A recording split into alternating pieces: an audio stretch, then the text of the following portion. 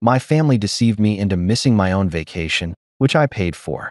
So, I cut off every payment they depended on, and now they're desperate for me to fix it. Hey Reddit. My family has always had a way of taking advantage of me. But this time, they went too far. I had been planning a dream vacation for months. A well-deserved break from the endless responsibilities they constantly dumped on me. I paid for everything, from flights to hotel bookings, excursions, and even some extra activities to make it special. But when the day finally came, I found out they had orchestrated a scheme to make me miss my own trip while they went off and enjoyed it without me. And they had the audacity to act like it was no big deal. It all started when my mother called me the night before the flight, claiming she needed my help with something urgent. She sounded panicked, telling me my younger sister had gotten into trouble and they needed me to come over right away. Of course, being the responsible one in the family, I rushed over, only to find out that it was all a lie. My sister was perfectly fine, and my entire family was just sitting around like nothing had happened. When I confronted them, my mother brushed it off and said she just wanted to spend time with me before my trip. I should have known something was up. The next morning, I woke up to a bunch of missed calls from the airline. Confused, I checked my email and saw that my flight had already left without me. I was in complete shock. How had I missed it? That's when I found out my family had tampered with my alarm clock and my phone.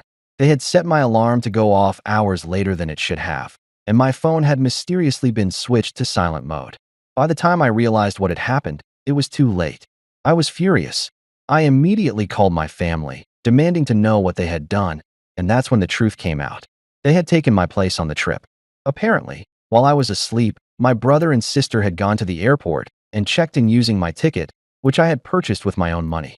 Since they shared my last name, the airline staff hadn't questioned anything. My parents had been in on the plan from the start. They justified it by saying I was too busy with work and that I needed to rest at home while they enjoyed the vacation I had paid for. I was beyond livid. Not only had they stolen my trip, but they had done it so casually, as if it were nothing. I sat there in disbelief, replaying everything in my head, realizing just how deep their entitlement ran. That's when it hit me. If they thought they could take advantage of me like this, then they were in for a rude awakening. I went into full revenge mode. Since I had paid for everything, hotels, rental cars, activities, I still had access to all the reservations. The first thing I did was cancel every single booking. I called the hotels and informed them that I was no longer traveling and requested immediate cancellations. The rental car? Canceled. The excursions? Refunded. Every payment they were relying on was now gone. It wasn't long before my phone started blowing up with calls and messages. My mother was screaming at me, demanding to know what I had done. My siblings were panicking, stranded at their destination with no accommodations, no transportation, and no way to pay for anything. I could hear the desperation in their voices, but I didn't care. I calmly told them that since they had decided to steal my vacation, they could figure out the rest on their own. Then came the threats. My mother tried to guilt-trip me, saying I had ruined the trip for everyone and that I was being petty and immature. My brother and sister claimed I had embarrassed them and left them in a bad situation. I just laughed. If they wanted to act like this was my fault, they could go right ahead. I wasn't going to lift a finger to help them. I turned off my phone and enjoyed a peaceful day, finally free from their nonsense. But then, something unexpected happened. My father, who had been silent through most of this, called me. Unlike the others, he didn't yell or accuse me of anything. Instead, he admitted that what they did was wrong. He confessed that he had been against the plan from the start, but my mother and siblings had convinced him to go along with it. He said he felt terrible and asked if I could help fix things. For a moment, I almost considered it. But then I remembered all the times they had taken advantage of me before. This wasn't the first time they had pulled something selfish. It was just the first time I had fought back. So, I told him that if he really felt bad, he should be the one to fix it, not me. I made it clear that I wasn't their personal ATM or their backup plan when things went wrong. After that, the messages from my mother turned from anger to begging. She apologized, saying they had made a mistake and that they were sorry for hurting me. My siblings started pleading too, saying they were miserable and just wanted to come home. That's when I decided to take things a step further. Since I had booked their return tickets as well, I went ahead and canceled those too. Now, they were really panicking. They had no place to stay, no way to get around, and no flights home. And I wasn't about to help them. I blocked their numbers and enjoyed the peace and quiet, waiting to see just how far they would go to fix the mess they had made. And that's when I received a final message from my father, one that changed everything. It was a single sentence, but it told me all I needed to know. He said, "You should check your credit card transactions." My heart sank. I immediately logged into my banking app, and what I saw made my blood run cold. Transactions I didn't recognize. Huge amounts withdrawn from my account.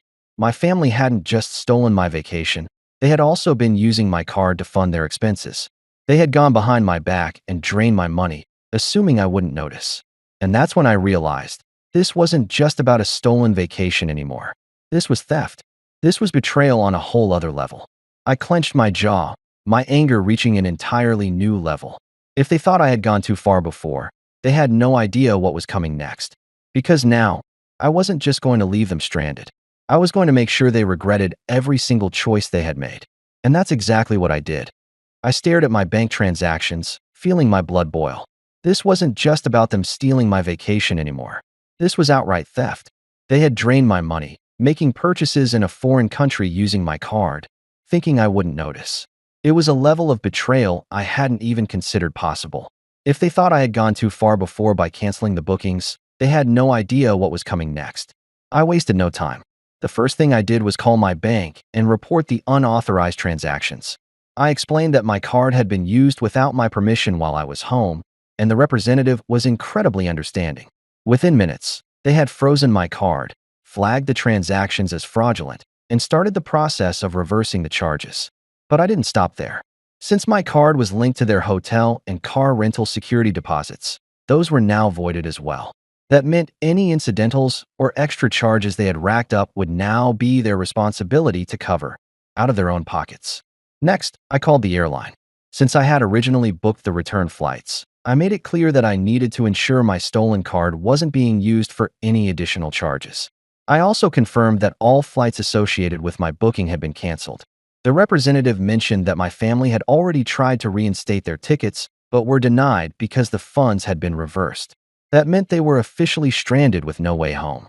Not long after, my phone started ringing again, nonstop. My mother, my brother, my sister. Even my father tried calling, though his tone had been far more apologetic the last time we spoke. I ignored every single call. They had made their bed. Now they could lie in it. A few hours later, I got an email from my sister. It was a long, rambling apology mixed with excuses. She admitted they had gone too far, but kept trying to justify it, saying they thought I wouldn't mind because I always took care of things and that they just wanted to have fun as a family. That was the part that stung the most. Fun as a family, without me, the very person who had paid for it all. Then came the final straw. My mother, out of sheer desperation, called me from a different number. This time, I answered. She immediately burst into tears, sobbing about how they had learned their lesson and that I had taught them a good one.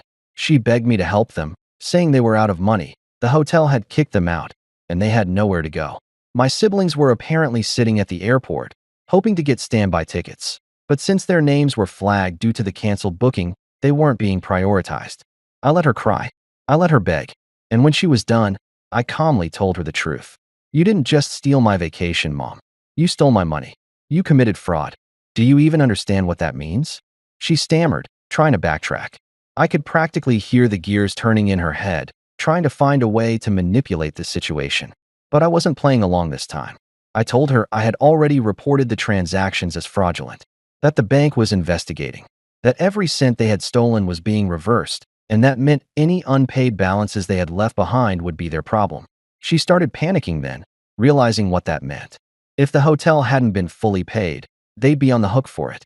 If the rental car company hadn't received their final payments, they'd be charged, without my card to fall back on. She started yelling at me then, saying I had gone too far and that I was tearing the family apart. I just laughed. I told her that the family had been torn apart the moment they decided I was nothing more than a walking wallet to them. Then I hung up. Days passed, and I didn't hear from them. I finally got a text from my father saying they had managed to find a way home, but it had cost them a fortune. They had to buy last-minute tickets, sell some of their belongings, and even take out a loan to cover the expenses. He said my mother was furious with me, but my siblings had finally realized just how badly they had screwed up. He also admitted that while he had gone along with their plan, he had never expected things to escalate this far. I didn't reply. I didn't care anymore. When they got back, my mother refused to speak to me. My brother and sister avoided me entirely. But my father, to my surprise, actually apologized in person. He told me he knew I wouldn't forgive them anytime soon, but that he wanted to make things right. He even offered to pay me back some of the money they had stolen, which shocked me because he had never taken my side against my mother before. I told him I appreciated the apology, but things would never be the same again. And they weren't. I went no contact with my mother and siblings. I moved out, cut off financial support completely, and refused to let them manipulate me ever again. My father and I still talk occasionally, but even that relationship is strained. The most ironic part? They tried to plan another family trip months later, but this time, they had to pay for it themselves. And from what I heard, it wasn't nearly as luxurious as the one they had stolen from me. I don't regret a thing. They made their choice, and I made mine.